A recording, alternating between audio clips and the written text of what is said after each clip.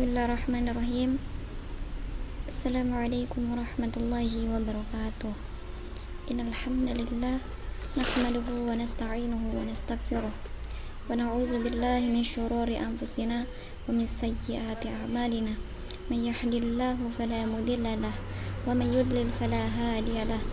Asyhadu an la ilaha illallah wahdahu la syarika lah wa asyhadu anna Muhammadan abduhu wa rasuluh. Segala puji hanya milik Allah. Kita memujinya, meminta pertolongan dan ampunan kepadanya. Kita berlindung kepada Allah dari kejahatan diri kita dan keburukan amal perbuatan kita. Barang siapa diberi petunjuk oleh Allah, maka tidak ada yang bisa menyesatkannya, dan barang siapa disesatkan oleh Allah, maka tidak ada yang bisa memberikannya petunjuk. Aku bersaksi bahwa tiada ilah yang berhak disembah selain Allah semata, tidak ada sekutu baginya, dan aku bersaksi bahwa Muhammad adalah hamba dan utusannya. Amma ba'd. Pada kesempatan kali ini saya akan menjelaskan tentang kenapa kita harus berpuasa. Kenapa kita harus berpuasa? Yang pertama ialah keutamaan puasa. Puasa adalah salah satu rukun Islam yang agung. Allah Subhanahu wa taala berfirman, "Ya ayyuhalladzina amanu kutiba 'alaikumusiyam kama kutiba 'alal ladzina min qablikum la'allakum tattaqun." Wahai orang-orang yang beriman, diwajibkan atas kalian berpuasa sebagaimana telah diwajibkan atas orang-orang sebelum kalian agar kalian bertakwa. Quran surah Al-Baqarah ayat 183.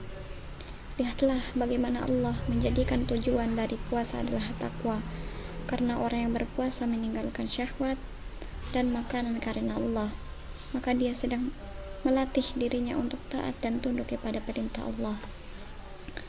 Yang kedua yaitu adalah balasan puasa langsung dari Allah.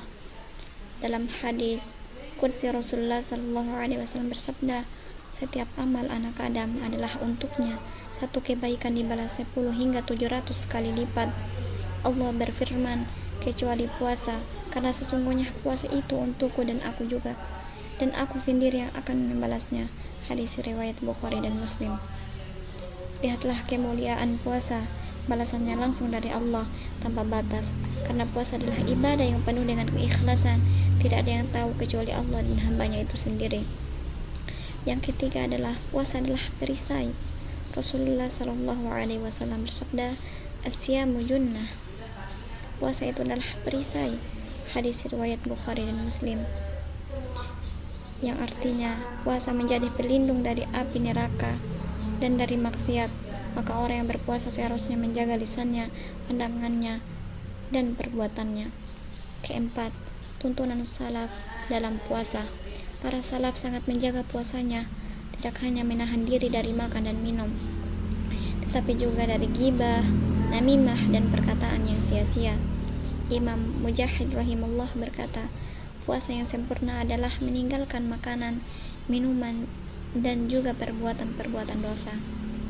Maka marilah kita jadikan puasa ini sebagai media latihan untuk meninggalkan semua yang dibenci oleh Allah, agar kita bisa menjadi pribadi yang bertakwa setelah Ramadan. Dalam kelanjutan ayat puasa, kita akan melihat ayat selanjutnya yang membicarakan tentang qada puasa. Bagaimana penyebutan qada puasa tersebut dalam ayat Al-Quran. Allah Ta'ala berfirman, yaitu dalam beberapa hari yang tertentu, maka barang siapa di antara kamu ada yang sakit atau dalam perjalanan lalu ia berbuka, maka wajiblah baginya berpuasa sebanyak hari yang ditinggalkan,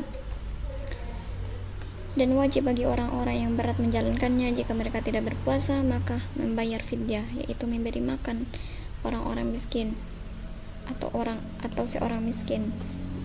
Barang siapa yang dengan kerelaan hati mengerjakan kebajikan, maka itulah yang lebih baik baginya, dan berpuasa lebih baik bagimu jika kamu mengetahui. Quran surah Al-Baqarah ayat 184. Setelah Allah menyebutkan kebajikan puasa adalah ayat sebelumnya, lalu disebutkan bahwa puasa diwajibkan pada hari tertentu. Puasa bagi orang yang sakit dan orang yang bersafar. Orang sakit dan yang bersafar biasanya berat untuk menjalankan puasa, maka mereka mendapatkan keringanan kala itu. Namun karena puasa itu memiliki maslahat yang besar bagi setiap mukmin, maka hendaklah ia mengqadha puasanya tersebut di hari yang lain ketika sakitnya sudah sembuh dan kala sudah selesai bersafar. Saat pulih hendaklah ia mengqadha puasa. Qadha puasa yang tidak ditunaikan di bulan Ramadan hendaklah diganti di hari lainnya.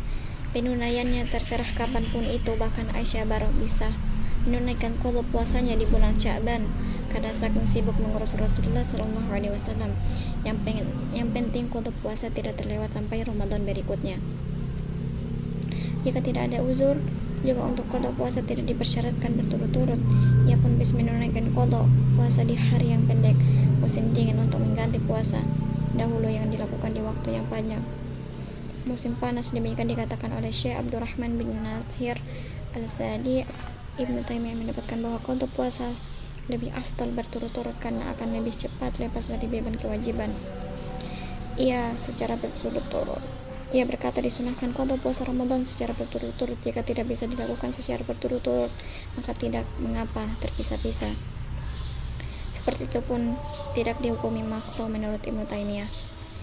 Saudara-saudaraku, mari kita jaga puasa kita dengan niat yang ikhlas, amal yang benar sesuai tuntunan Nabi Sallallahu Alaihi Wasallam, serta penuh harap kepada Allah.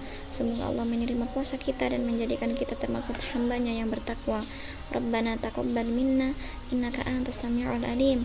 Ya Rabb kami, terimalah dari kami, sesungguhnya Engkau mendengar lagi Maha mengetahui. Quran Surah Al-Baqarah ayat 127.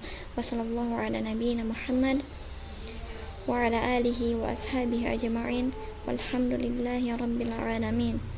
Assalamualaikum warahmatullahi wabarakatuh.